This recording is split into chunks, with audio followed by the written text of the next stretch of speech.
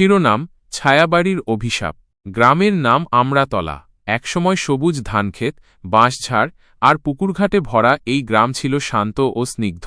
কিন্তু সময়ের সঙ্গে সঙ্গে পাল্টে গেছে অনেক কিছুই। শহরের কোলাহল আর আধুনিকতার ছোঁয়া লেগেছে এখানেও। তবে গ্রামের এক প্রান্তে এখনও দাঁড়িয়ে আছে এক পুরনো দোতলা বাড়ি। গ্রামবাসীরা বলে ওটা নাকি ছায়াবাড়ি।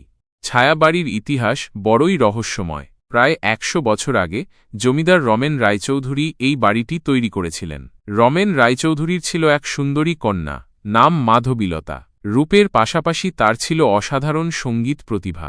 কিন্তু হঠাৎ করেই একদিন মাধবীলতা নিখোঁজ হয়ে যায়। কেউ বলে তাকে নাকি জিন পরীরা তুলে নিয়ে গেছে, আবার কেউ বলে বাড়ির মধ্যেই কোথাও লুকিয়ে আছে তার আত্মা। মাধবীলতার নিখোঁজ হওয়ার পর থেকেই বাড়িটি ধীরে ধীরে পরিত্যক্ত হতে শুরু করে। রমেন রায়চৌধুরী শোক সহ্য করতে না পেরে অল্পদিনের মধ্যেই মারা যান। তারপর থেকে বাড়িটি ফাঁকা পড়ে আছে। গ্রামবাসীদের মধ্যে একটা চাপা আতঙ্ক কাজ করে। তারা বিশ্বাস করে মাধবীলতার অভিশপ্ত আত্মা এখনও বাড়ির আনাচে কানাচে ঘুরে বেড়ায়। আমার নাম অরূপ।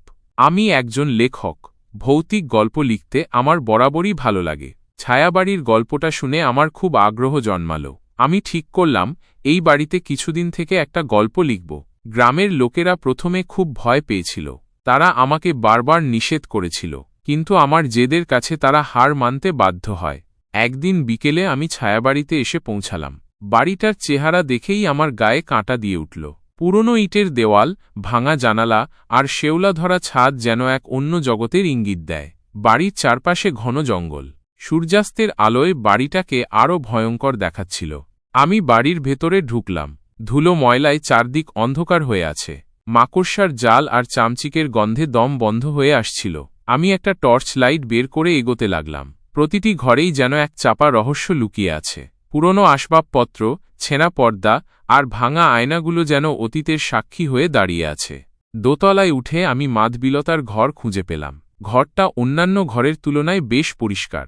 মনে হলো কেউ যেন এখনও ঘরটা যত্ন করে রাখে। ঘরের এক কোণে একটা পুরনো হারমোনিয়াম রাখা আছে। আমি হারমোনিয়ামটার দিকে এগিয়ে গেলাম। ধুলো সরিয়ে কয়েকটা বোতাম টিপতেই একটা করুণ সুর বেজে উঠল। সুরটা যেন আমার বুকের ভেতরটা খাঁ করে দিল। আমি ঘর থেকে বেরিয়ে করিডোরে এসে দাঁড়ালাম। হঠাৎ আমার মনে হলো কেউ যেন আমার পেছনে দাঁড়িয়ে আছে। আমি ঘুরে তাকালাম, কিন্তু কাউকে দেখতে পেলাম না। আমি একটু ভয় পেলাম, কিন্তু নিজেকে শান্ত রাখার চেষ্টা করলাম। প্রথম রাতে আমি দোতলার একটা ঘরে ঘুমানোর চেষ্টা করলাম, কিন্তু কিছুতেই ঘুম আসছিল না। চারদিক নিস্তব্ধ, শুধু ঝিঁঝি পোকার ডাক শোনা যাচ্ছে। হঠাৎ আমার মনে হলো কেউ যেন আমার নাম ধরে ডাকছে। আমি ধর্মর করে উঠে বসলাম। ঘরটা অন্ধকার, কিছুই দেখা যাচ্ছে না। আমি টর্চ লাইট জ্বালিয়ে চারদিকটা ভালো করে দেখলাম, কিন্তু কাউকে দেখতে পেলাম না। পরের কয়েকদিন আমি ছায়াবাড়ির আনাচে কানাচে ঘুরে বেড়ালাম। মাধবীলতার জীবন সম্পর্কে কিছু তথ্য জোগাড় করার চেষ্টা করলাম। গ্রামের কয়েকজন বৃদ্ধের সঙ্গে কথা বলে জানতে পারলাম মাধবীলতা নাকি খুব চাপা স্বভাবের ছিল। সে সবসময় নিজের মনে গান করত আর কবিতা লিখত। একদিন আমি বাড়ির পেছনের বাগানে হাঁটছিলাম। সেখানে একটা পুরনো কুয়ো দেখতে পেলাম। কুয়োর ধারে একটা ভাঙা পাথরের বেঞ্চ ছিল। আমি বেঞ্চে বসে কুয়োর দিকে তাকিয়ে রইলাম। কুয়োর ভেতরটা অন্ধকার, কিছুই দেখা যাচ্ছে না। হঠাৎ আমার মনে হলো কেউ যেন কুয়োর ভেতর থেকে আমার দিকে তাকিয়ে আছে। আমি ভয়ে কুয়ো থেকে চোখ সরিয়ে নিলাম। রাতে আমি আমার ঘরে বসে মাধবীলতার সম্পর্কে লেখাগুলো পড়ছিলাম। হঠাৎ আমার মনে হলো ঘরের তাপমাত্রা যেন কমে গেছে। আমি জানালার দিকে তাকিয়ে দেখলাম বাইরে ঘন কুয়াশা। কুয়াশার মধ্যে দিয়ে একটা ছায়া যেন আমার দিকে এগিয়ে আসছে। ছায়াটা ধীরে ধীরে ঘরের ভেতরে ঢুকল। আমি ভয়ে জমে গেলাম। ছায়াটা আমার দিকে এগিয়ে এসে ফিসফিস করে বলল, আমাকে মুক্তি দাও। আমি চিৎকার করে উঠলাম। ঘরটা আলোয় ভরে গেল। ছায়াটা মিলিয়ে গেল। আমি হাঁপাতে হাঁপাতে বিছানায় বসে পড়লাম। আমার সারা শরীর ঘামে ভিজে গেছে। পরের দিন সকালে আমি গ্রামের পুরোহিত মশায়ের কাছে গেলাম। তাকে ছায়াবাড়ির ঘটনাগুলো বললাম। পুরোহিত মশাই বললেন মাধবীলতার আত্মা এখনও শান্তি পায়নি। তাকে মুক্তি দিতে পারলে এই অভিশাপ দূর হবে। পুরোহিত মশায়ের কথা মতো আমি মাধবীলতার ঘরে গিয়ে তার হারমোনিয়াম বাজালাম। আমি তার লেখা কবিতাগুলো জোরে জোরে পড়তে লাগলাম। হঠাৎ আমার মনে হলো ঘরটা যেন আলোয় ভরে গেছে। মাধবীলতার আত্মা আমার সামনে এসে দাঁড়াল। তার মুখে একটা মৃদু হাসি। সে আমার দিকে তাকিয়ে বলল, ধন্যবাদ, তুমি আমাকে মুক্তি দিয়েছ। মাধবীলতার আত্মা মিলিয়ে গেল। ঘরটা আবার আগের মতো অন্ধকার হয়ে গেল। আমি হাঁপাতে হাঁপাতে ঘর থেকে বেরিয়ে এলাম। পরের দিন সকালে আমি ছায়াবাড়ি ছেড়ে চলে এলাম। গ্রামের লোকেরা আমাকে দেখে অবাক হয়ে গেল। তারা ভাবতেও পারেনি যে আমি জীবিত ফিরে আসব। ছায়াবাড়ির ঘটনাগুলো নিয়ে আমি একটা গল্প লিখলাম। গল্পটা খুব জনপ্রিয় হল, কিন্তু আমার মনে এখনও ছায়াবাড়ির স্মৃতিগুলো তাজা হয়ে আছে। আমি জানি মাধবীলতার আত্মা এখন মুক্ত, কিন্তু ছায়াবাড়ির রহস্য এখনও পুরোপুরি উন্মোচিত হয়নি। কয়েক বছর পর আমি আবার আমড়াতলায় ফিরে গেলাম। ছায়াবাড়িটা এখন আর পরিত্যক্ত নেই। গ্রামের লোকেরা বাড়িটা সংস্কার করে একটা লাইব্রেরি তৈরি করেছে।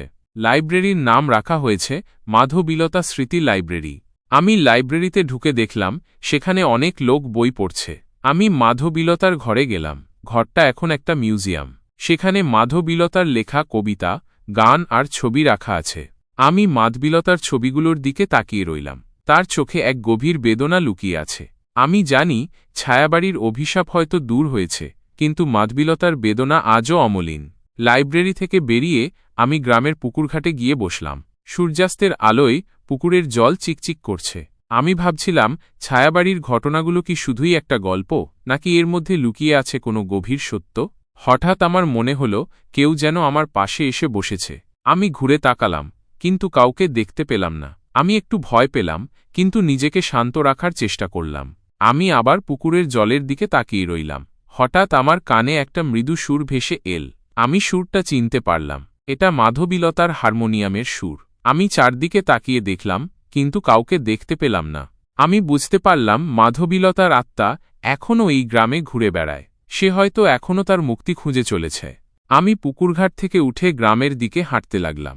আমার মনে হল ছায়াবাড়ির রহস্য হয়তো কখনো শেষ হবে না। এই গ্রাম, এই বাড়ি আর মাধবীলতার আত্মা সবকিছুই যেন এক অমোঘ রহস্যের জালে বাঁধা।